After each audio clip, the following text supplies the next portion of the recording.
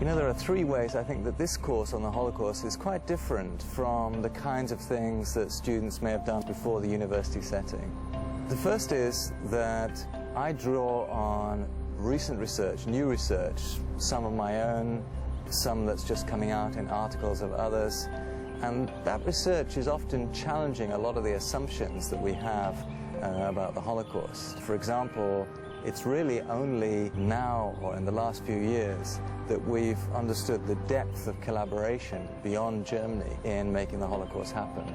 And it's only recently, after the end of the Cold War and with the opening up of archives in Eastern Europe, that we've been able to see the role of police and ordinary civilians and other organizations in assisting the Nazis. People often have from school a false idea of history, and that is that you just have to add up the dates and collect the names, and once you've got them together, you have history. But history is actually quite a contentious subject. Historians disagree. It's up to us to knit together the story. The past doesn't tell its own story. We have to try and interpret it.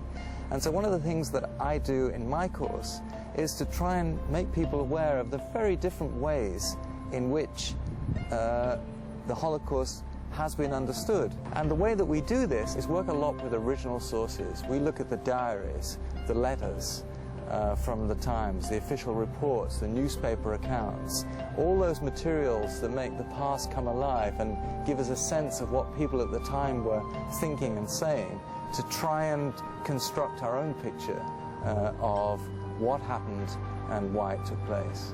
There's millions of facts out there. You have to choose the ones that you think are significant.